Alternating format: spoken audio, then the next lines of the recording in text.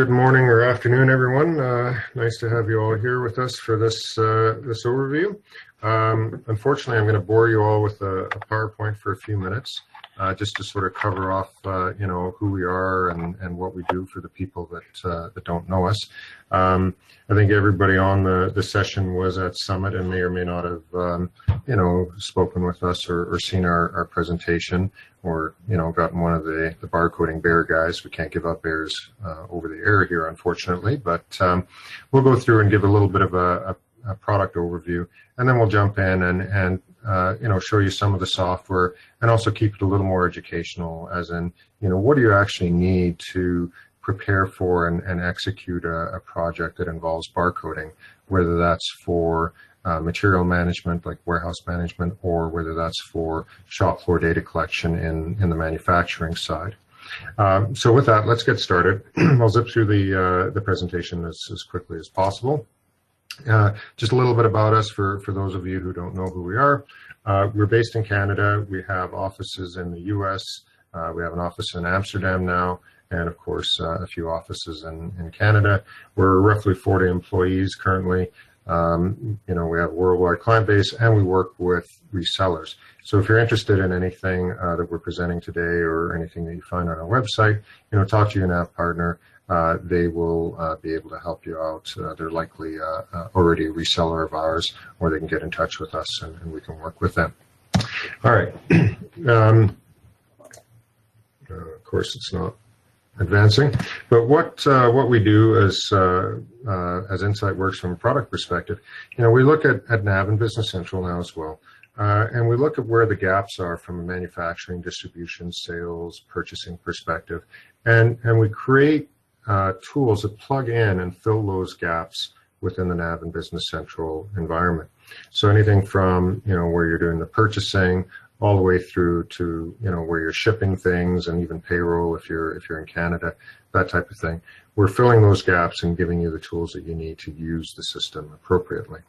Now, how we do that is with all of our products. So this is our major product line. There's additional things that we have that we don't show here, things like enhanced planning worksheets and distribution planning logic, those types of things that can, for distributors using MRP, can you know, more easily plan their inventory, those types of things. So we have a number of other solutions, but the primary ones that we have available are the ones shown on the screen here.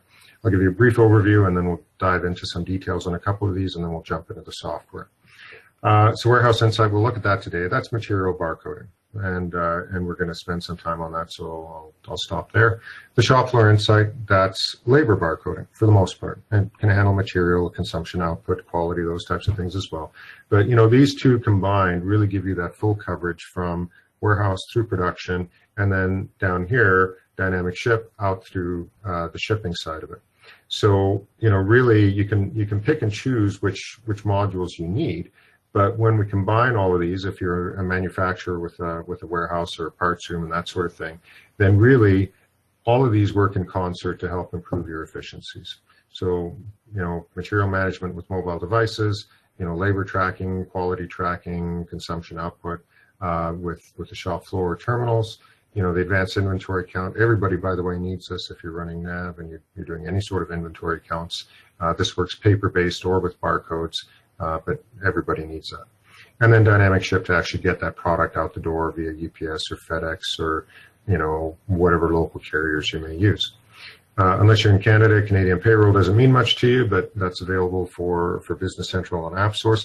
Incidentally, all of these, if you're looking at moving to Business Central cloud version at some point, all of these will be available on AppSource, Warehouse Insight, and a couple of these others are already available on there. But you know, if that is something that you're looking at down the road, these are available. The point of sale is more a counter sale. So again, we're focusing on manufacturing distribution. So what that does for you, if you're a manufacturer, but you sell over the counter, you know, you have a parts counter where people come in and buy replacement parts, or you're a distributor that has a, you know, an outlet store or something, that's the solution for you. It really streamlines the sales process within Nav to make it easy for you to do counter sales from within Nav. The configurator, sometimes goes hand in hand with the point of sale, but you can use it separately. It allows you to build up configurations of product, either production bombs and routings or assembly bombs, very quickly and easily.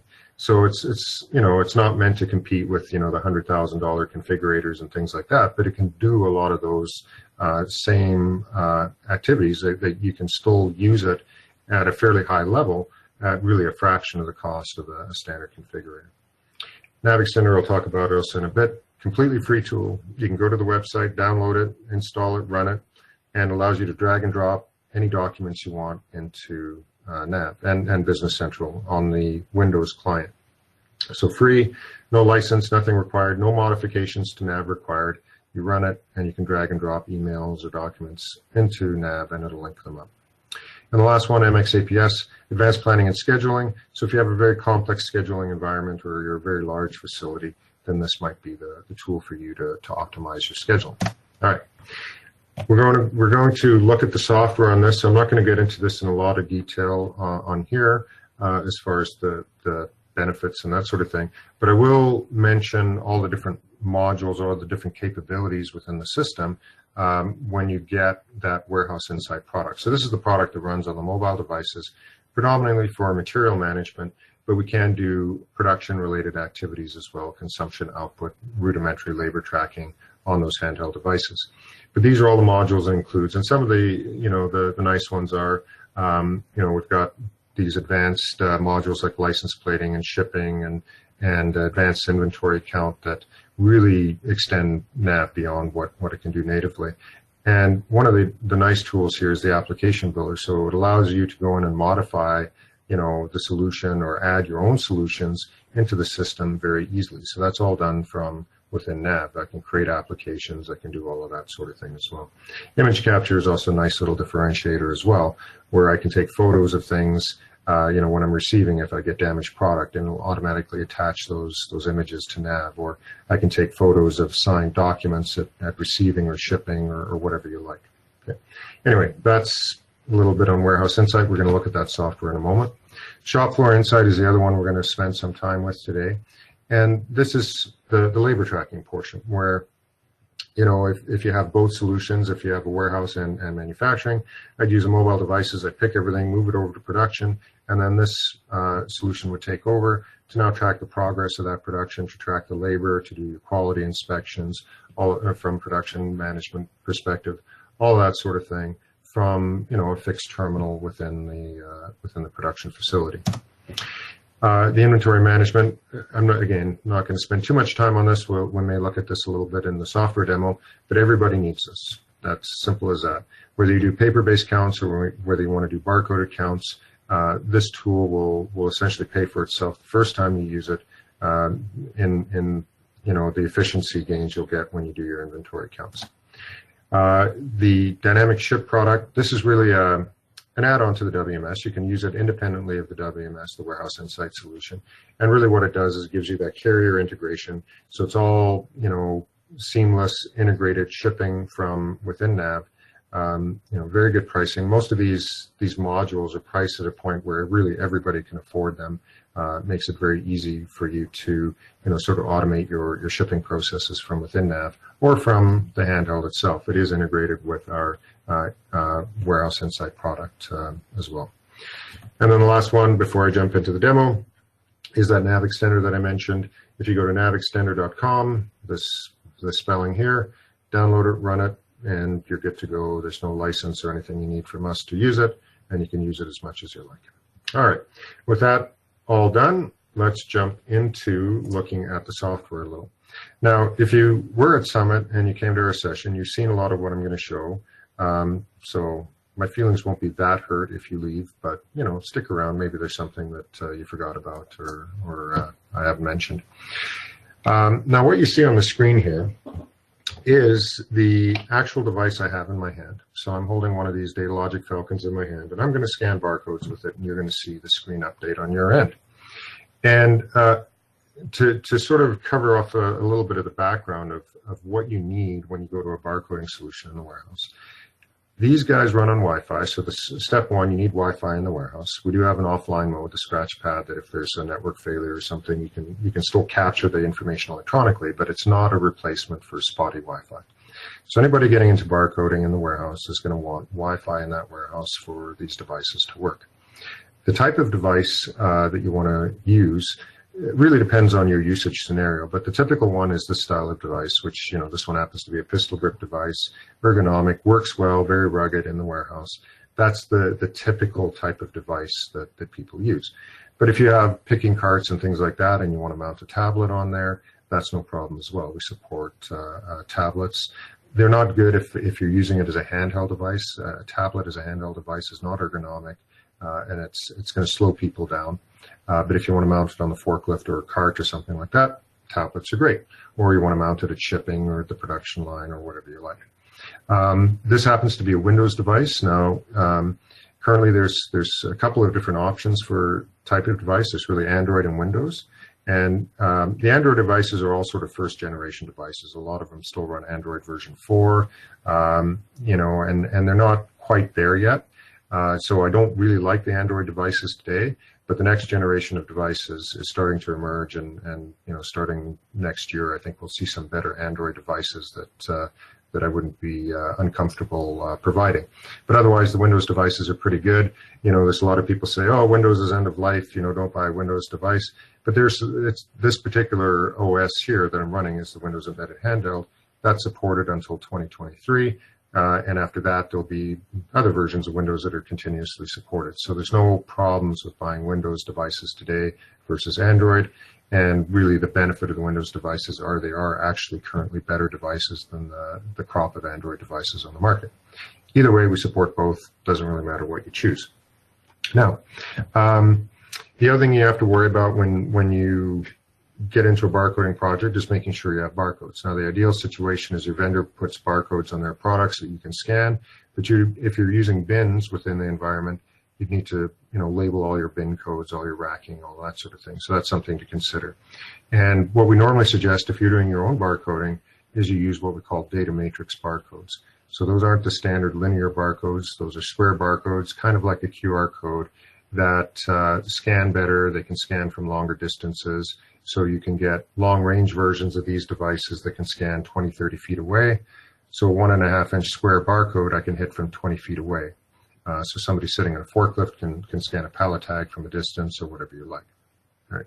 So that's the basics. Maybe that was a little bit of overkill on the background, but you need, Wi-Fi. You need to have everything barcoded, and then you need to decide on the device you want to buy. And once that's done, you get a bunch of software that shows up on that device.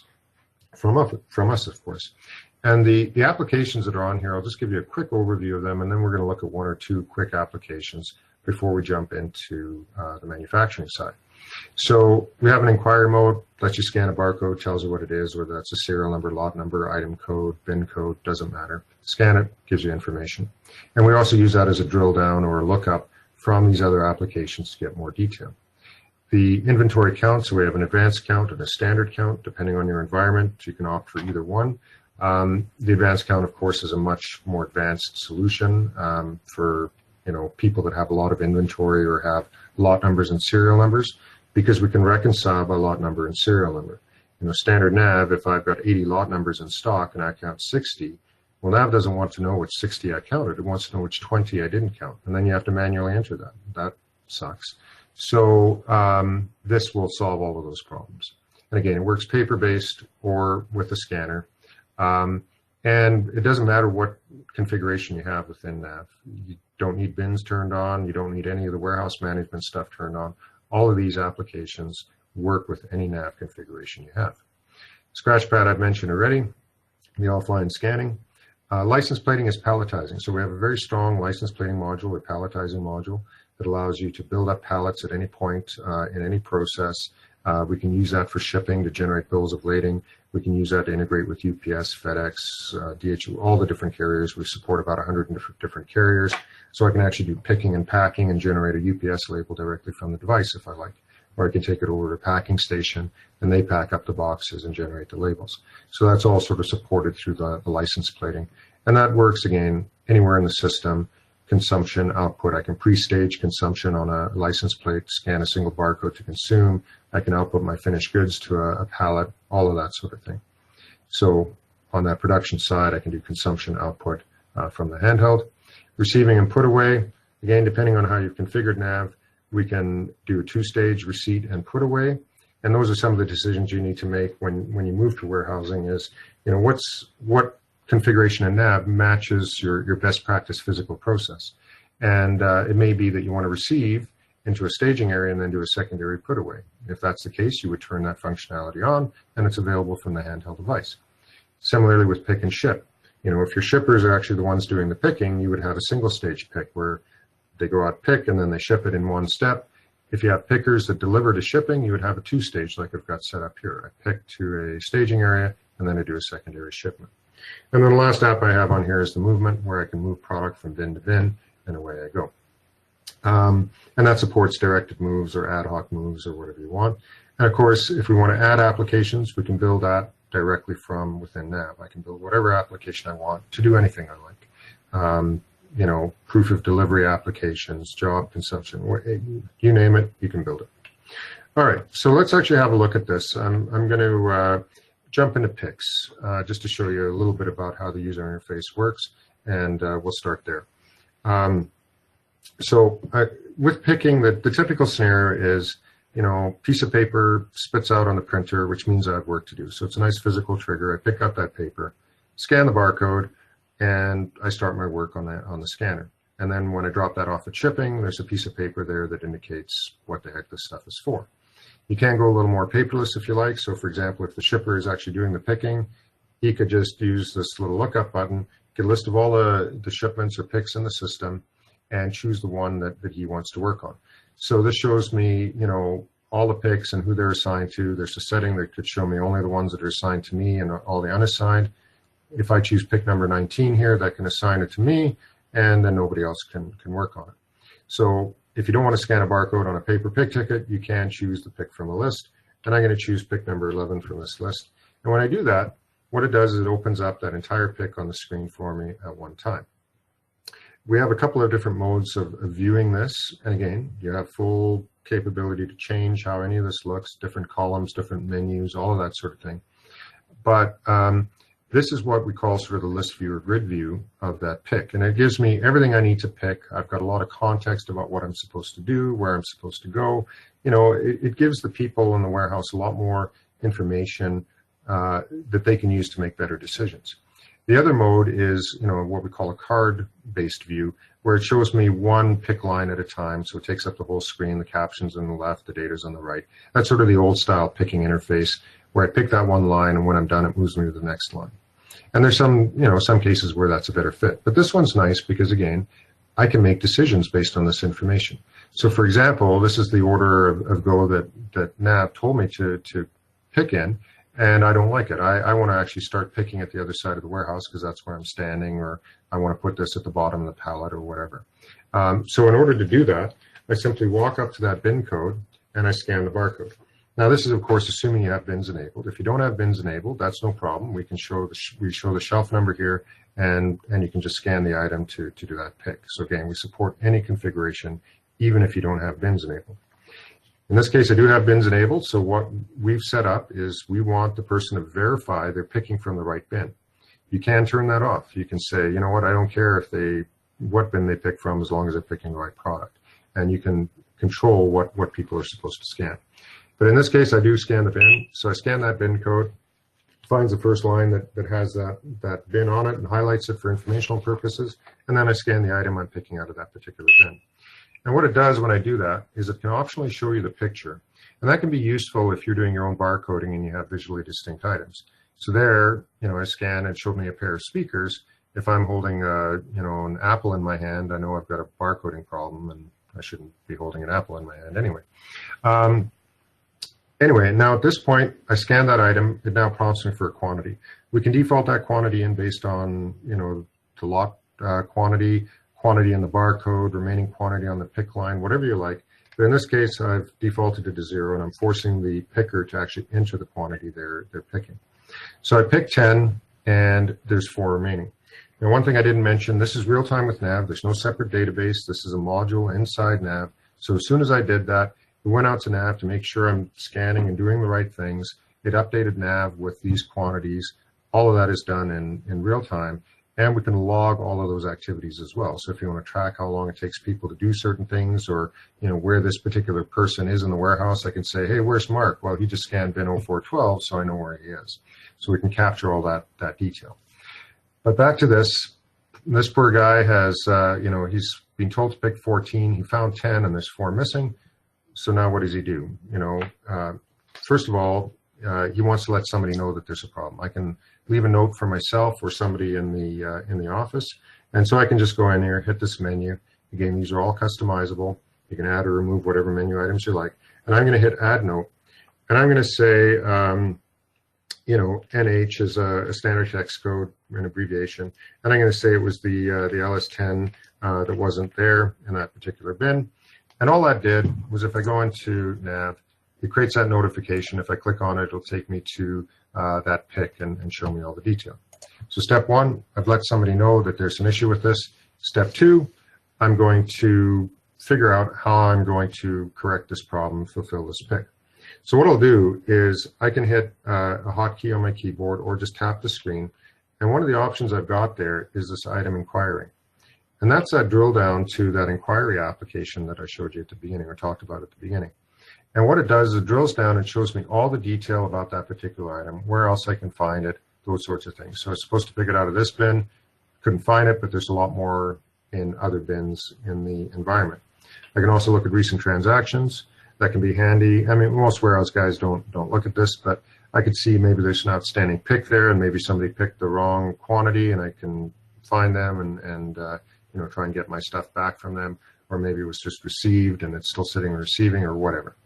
And then the last one on here is the picture, where maybe I get to that bin, it's completely empty, and what am I looking for? Well, if I have an image there, maybe I can spot that. Maybe it's just sitting on the bin beside where it's supposed to be. I move it over, and life goes on.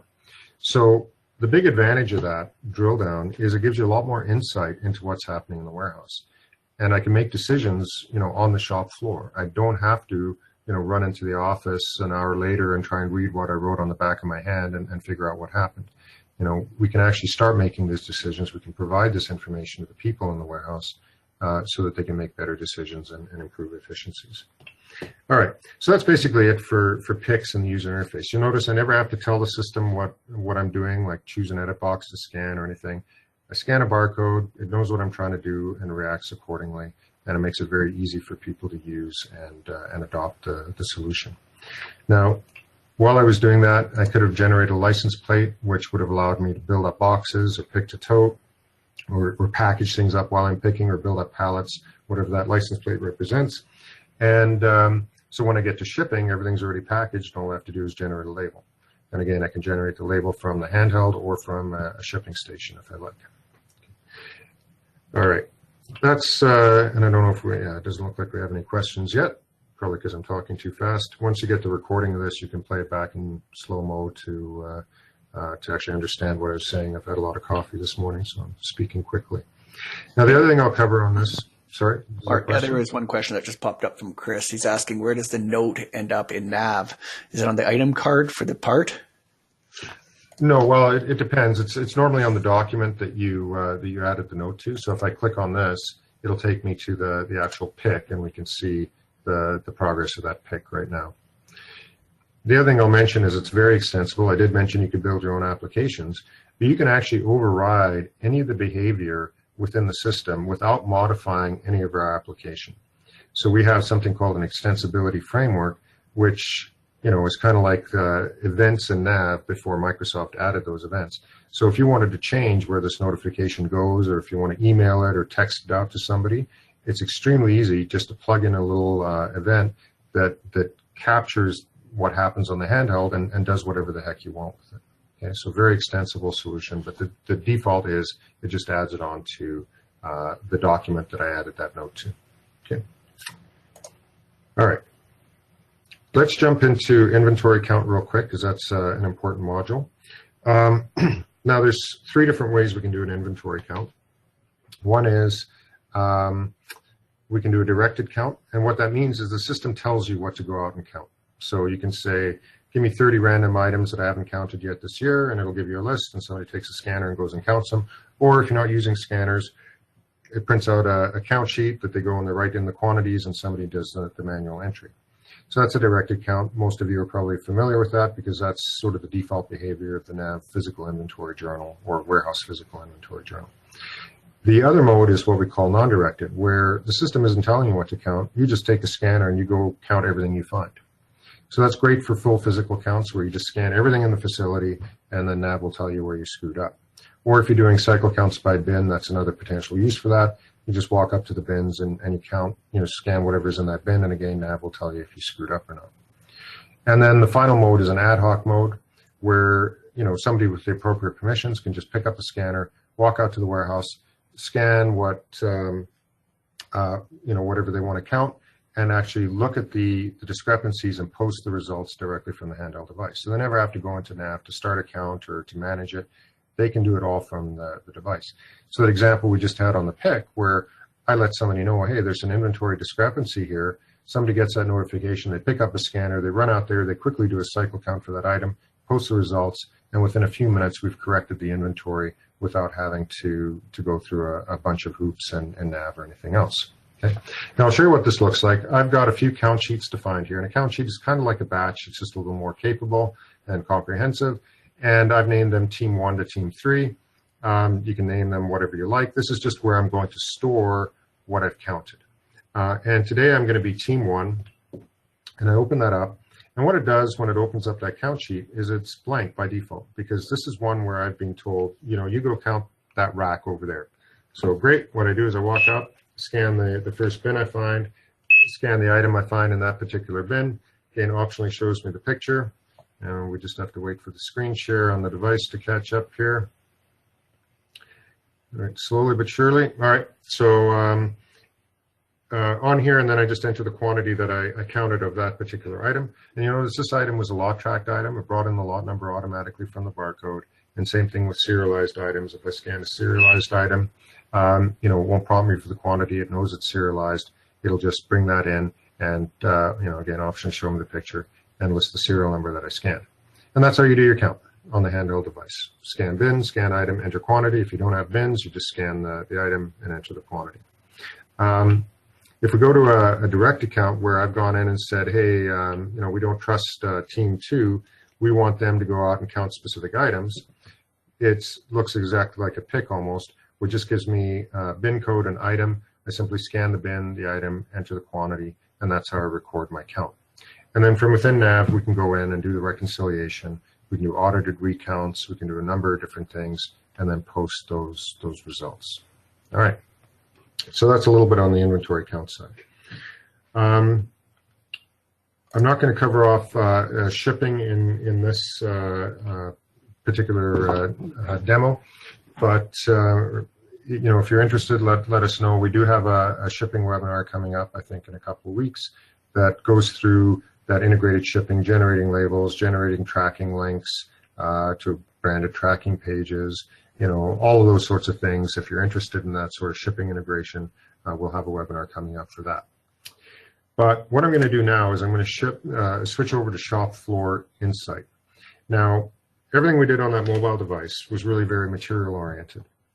I'm picking, I'm counting, I'm shipping, I'm doing all those sorts of things. So the typical scenario is somebody's going to use that handheld device. They're going to pick for production order. They may license plate that so that when we're in production, we've got everything staged under a single barcode. But I deliver all that material over to the production area, and then in the production area, I take over and I start tracking the labor against those activities. So what I've got here is I've got the interface that would show up on the shop floor, and it just runs in a browser, so you can run it on a tablet or a touch screen. A common approach is a little Chrome box, which is a $150 computer with no moving parts. You slap a monitor on it, and you're good to go. And you typically have these terminals set up, close to the work center. Maybe one per work center, maybe a shared terminal. You don't want people walking very far to be able to scan in. And what an employee will do is they'll come in and they'll scan their ID badge to unlock the terminal, or you can have them type in their ID. We like barcode scanning, of course, because it's quick and easy and it reduces errors. And once they've scanned their badge, they can actually start recording their activities. We also, by the way, have time and attendance integrated with this. So if you want to replace your existing time clocks with an electronic version, that time and attendance information goes into the same system. We can calculate overtime, those sorts of things, and send all that detail to payroll so that there's really no data entry from the time the person walks in the door till they get their pay stub, every 2 weeks. But what I'm going to do here is I'm going to simply come up, I'm going to scan my ID badge. It's generated out of Nav. And what it does is it unlocks the screen, and for this particular employee, shows me by default my time card for the day. Well, I haven't done anything yet today, so it's blank. So the next thing I do is I actually scan the activity that I'm going to be working on. So if you have, shop traveler out there, a piece of paper that indicates what you're supposed to do, we put barcodes on that. There's a default traveler that comes with the system. I scan a barcode on that traveler to start that work. I'll show you another mechanism you can use if you're more paperless, where you don't have barcodes or paper in the shop floor that you can scan. But in this case, I am actually going to scan a barcode. And what it does, that single barcode that I scanned identifies the operation, the production order line number, and the production order. So very easy for the employees. I scan two things. I scan my ID, I scan what I'm working on, and then I go off and I do my work. The screen locks after whatever you configure for a timeout, or I could scan my badge again to lock the screen if I don't want people playing with my time card, and I'm good to go. So I wander off, do my work, an hour later or whatever, I come back, unlock the terminal again, and I scan the next activity that I'm working on. And in this case, it wasn't a production order, it was some non-productive activity. So sweeping. These non-productive codes, you can set up whatever you like toolbox meeting or first aid or whatever you like. And we do actually have a safety logbook included with the system, which is a sort of a nice, what I was going to say, underappreciated solution within the thing. But if you're running a safety program with an Excel or something like that, you can move that all into Nav, and you can track incidents on the shop floor, audits, hazard assessments, all of that sort of thing you can do within that safety logbook that's part of this package. Now, these non-productive codes, again, waiting for work, whatever you like, and you can report on all this. You don't have to go to that level of detail, but if you want to know what the employees are doing on the shop floor, you certainly can, and it does make it very easy to capture this type of information. And I notice when I scanned that activity, it clocked me off the prior one. That's optional. You can have one person working on multiple production orders or jobs or service orders or assets at the same time. We also have a batching mode, so if you have something like a laser cutter or a paint booth or something like that, where you are working on multiple production orders simultaneously, I can scan in that batch, let the operation run. When I'm done, I clock off, and it splits the time proportionally across all of those production orders that are in that batch. The other nice thing we can do here, I'm just going to, from a labor capture perspective, I'm going to scan another production order to work on here. And let's say, this is this wheel assembly. Let's say I already did this once, and now it's come back to me for rework because Joe in shipping dropped it or something happened. It's come back to me, and now I want to still record my time against this because I'm doing wheel assembly on this production order, but I want to flag this as exceptional time. So what I'm going to do is I'm going to scan another barcode that's a root cause barcode. And this now tells me it's rework, and I'm blaming engineering for it. They gave me the wrong specs or the wrong drawing or whatever. Or I could blame, the sales guys, they sold the wrong thing, and now I'm having to rework it. So this is a really nice and easy way to capture that cost of rework in the the shop, because rework's very expensive. If I spend an hour reworking this, that's really a 3-hour cost, an hour to do it originally, an hour to rework it, an hour wasted time I could have been doing something productive, not even to mention, the time for QA and documentation and all that kind of stuff. So being able to identify what's causing that rework, whether it's equipment failure, material defects, all that sort of thing, is very valuable. And we have a nice reporting package that allows you to report on that type of thing. All right, so that's on the labor capture. Now, again, if you don't want to scan barcodes, or if you want to provide a little more information to the people on the shop floor, we have two other mechanisms for that. So I'll scan a different employee's badge here. And when I scan this employee's badge, instead of seeing the time card to start, they see a dispatch list. So this can be set up per terminal or per employee, what they see on the screen when they start. And the dispatch list is typically used to show what's coming up at a specific work center. So you can filter this dispatch list based on any criteria you like. Typically it is work center, but it could be anything. And so for example, if I scan in at the drilling work center, that could show me all the upcoming work at the drilling work center for today or for the next few days. And then from here, I can tap on that. It's nice if you have a touch screen, but I can use mouse and keyboard. But I can tap on that, and then from here, I can clock on without having to scan the paper. And it also shows me all the other information, which we'll talk about in a sec. So this is sort of a tabular view of what's upcoming at a specific work center typically, or if you want, you can have a supervisor assign work to specific employees. So that's completely independent of the work center or machine center you're using. I can still run, this operation at work center 200, but assign it to a specific employee at that work center if you want. Okay. Now, beyond this, we can also see this in a more graphical format. So instead of seeing it in a tabular format, I'm just going to switch tabs here. I can also see that in a graphical view. So this is actually just another dispatch list. This is telling me all the work that's coming up at a specific work center. So if I look at work center 100 here, if that's what I'm working on, I can see all the work that's coming up at that particular work center and what I'm supposed to work on. And I can tap on one of these things, and then from here, I can tap clock on and start my work. So now I can sort of have a graphical view of it. If I hover over this or click on it, it gives me some details. The other nice thing about this is if I have, oh, and by the way, when I click on this, it highlights all the other operations in green that are related to the operation that I've selected here. If I have the appropriate access, like if I'm the lead hand or supervisor, I can come in here and I can also manipulate the schedule. So I can see, there's no way we're going to start it today. I'm going to move this out and start it, on Wednesday instead. I can take this and I can drag and drop that, and I'm going to start it at, let's say 10 a.m.